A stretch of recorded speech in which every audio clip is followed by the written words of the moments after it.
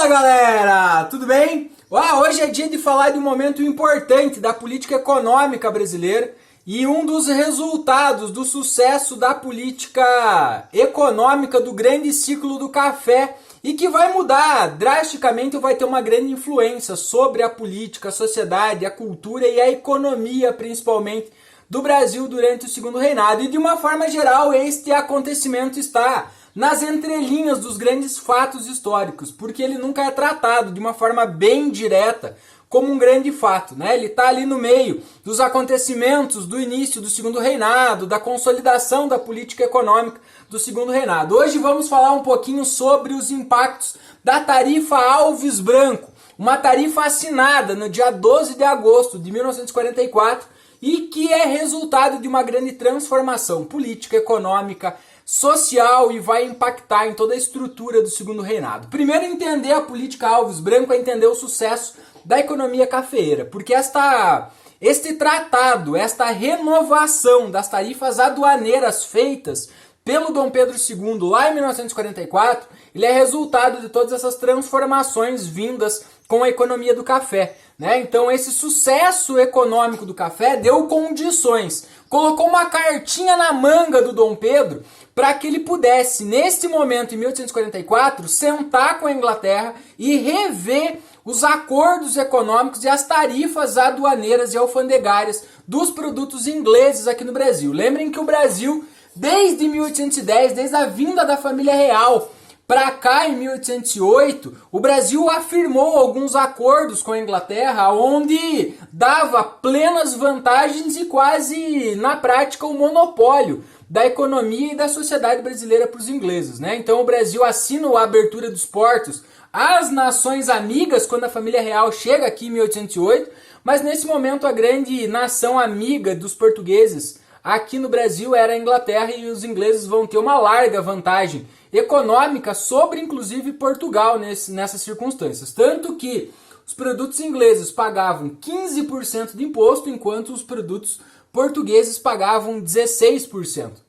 Então isso teve um efeito econômico gigantesco sobre a sociedade brasileira pelo fato de que deixamos de ser monopólio dos portugueses a partir desse momento da abertura dos portos e na prática passamos a ser monopolizados pelos ingleses, porque competir com a Inglaterra com vantagens aduaneiras e ainda a Inglaterra vivendo o processo da Revolução Industrial, isso fez com que a economia brasileira não conseguisse se desenvolver porque era quase que impossível competir com os ingleses nesse momento. E o Brasil ficou refém desses acordos pelas vantagens, né, aí da Inglaterra ter ajudado a família real portuguesa a vir para cá e depois no processo de independência os ingleses emprestaram dinheiro para a consolidação da independência, pagaram a nossa indenização pelo reconhecimento da independência a Portugal e sempre que o Dom Pedro precisou de dinheiro, né, os bancos ingleses estiveram ali para emprestar e fazer essas transferências, então o Brasil cria uma dependência financeira e econômica com os ingleses. E isso vai se dando durante todo este momento, do primeiro reinado, período das regências, até o momento em que aparece o café. Tá? A partir de 1840, quando o café começa a se apresentar de forma significativa na economia brasileira, aí aparece uma carta na manga do Dom Pedro, e o Dom Pedro tem condições diplomáticas e econômicas de sentar com a Inglaterra e rever esses acordos, para que esses acordos agora não fiquem apenas em vantagens aos ingleses nesse sentido. E aí é feita em 1844, no dia 12 de agosto, assinada a tarifa Alves Branco, aonde vai estipular novas tarifas aduaneiras para o Brasil. E isso vai significar que os produtos importados, sem nenhum tipo de similar produzido aqui no Brasil, vai ter uma taxa agora de 30%. E os produtos similares que existem em produções aqui no Brasil vai ter uma taxa de 60%. Isso impacta diretamente nos interesses econômicos da Inglaterra aqui no Brasil e isso dá uma vantagem enorme econômica para o Brasil porque é um momento em que marca um momento de incentivo à industrialização, né? Uma grande mudança econômica nesse momento e o Brasil começa a criar aí algumas bases. Não de uma industrialização, mas começa a fomentar esta perspectiva agora aí, né, na metade do século XIX, o mundo vivendo essas grandes transformações econômicas e essa tarifa é fundamental para esse processo. Mas existe um efeito colateral dessa tarifa Alves Branco, que é aí que vem alguns grandes impactos na história do Brasil. Logo de cara, os ingleses vão ficar boladões com essas tarifas, né? Não vão conseguir aí fazer o Brasil ceder, porque agora o Brasil tinha essa carta na manga, tinha essa vantagem de não depender exclusivamente da economia e do dinheiro inglês, literalmente. Então agora, né, os ingleses vão ficar um pouco amarrados. Então a contrapartida dos ingleses,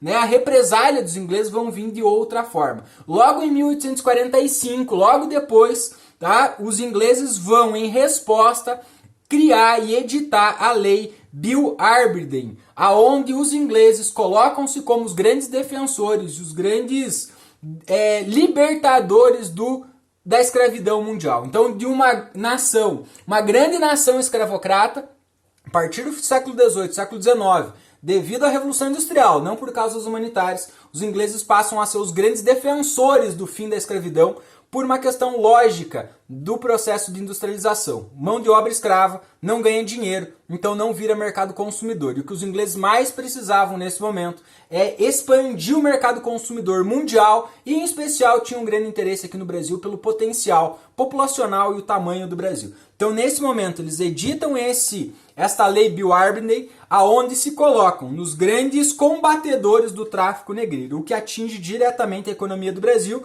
porque lembrem que a economia brasileira é pautada e estruturada nessa utilização da escravidão. E o tráfico internacional de escravos entre o Brasil e a África era um dos comércios mais lucrativos, infelizmente, que nós tínhamos aqui no Brasil. E isso vai impactar diretamente. E aí vem alguns grandes processos de mudança que vão ocorrer e que vai levar o Brasil a fazer e provocar, né? O primeiro grande efeito prático deste edito inglês é a Lei Eusébio de Queiroz, né? Em 4 de setembro de 1850, o Brasil, então, prevendo este combate inglês, já que os ingleses começam a combater e perseguir alguns navios de tráfico negreiro, né, pelo Oceano Atlântico, o Brasil edita, então, a Lei Eusébio de Queiroz e põe fim oficialmente ao tráfico internacional de escravos. Isso muda muita coisa aqui no Brasil. Primeiro, a escravidão não tem um fim, obviamente, mas provoca um grande fluxo econômico interno da escravidão. Isso também provoca um grande estímulo à industrialização do Brasil nesse momento, porque aqueles grandes traficantes de escravos que usavam suas fortunas para traficar e para investir na escravidão, passam a investir em outros setores e outras atividades econômicas. E a atividade econômica, em essencial, escolhida nesse momento e também em voga nesse momento, é a industrialização. Então o Brasil tem um pequeno surto industrial nesse momento, o que vai mudar muito, né, algumas estruturas econômicas, políticas, sociais aí do Brasil, mão de obra assalariada, mercado consumidor, a vida urbana começa a ganhar aí um estímulo nesse momento, nesse sentido, né? Então, a questão da escravidão também começa a ser discutida de uma forma mais direta, né? Começa a se investir, começa a se olhar na possibilidade de substituir essa mão de obra escrava, aí que vai vir os projetos da imigração, né? A vinda dos imigrantes europeus para cá, que vão provocar grandes e profundas transformações ao longo da história do Brasil. Então, vendo que também por além da lei, né, a Bill Aberdeen, as pressões políticas inglesas pelo fim da escravidão, o Brasil também vai se movimentar nessa segunda metade do século XIX para, de uma forma geral, colocar um fim nesse processo, né? Então, em 28 de setembro de 1871 vem a Lei do Ventre Livre. Então, as crianças que nascessem a partir desta data, teoricamente, estariam livres. Tá? No dia 28 de setembro de 1885 vem a grande lei da risada nacional, a lei do sexagenário. Todos os escravos a partir de 65 anos estariam livres, né? O que é uma grande piada, porque um escravo dificilmente chegava em condições aí, decentes aos 65 anos, se chegasse aos 65 anos. E definitivamente no dia 13 de maio, né, de 1888, a lei institucional que acaba com a escravidão, que é a Lei Áurea, né? Então de uma forma geral, a tarifa Alves Branco, lá de 1844, não foi a fundamental para todas essas mudanças, mas contribuiu significativamente para algumas transformações políticas, econômicas, sociais, né, dentro desse conjunto das grandes transformações que marcam o início do Segundo Reinado, né, e que vão fomentar e vão ter uma grande contribuição para as mudanças e as transformações que ocorrem nisso. Então, entender o segundo reinado, em essencial, temos que entender este momento aí, né, da Tarifa Alves Branco e a importância que ela tem ali em 1844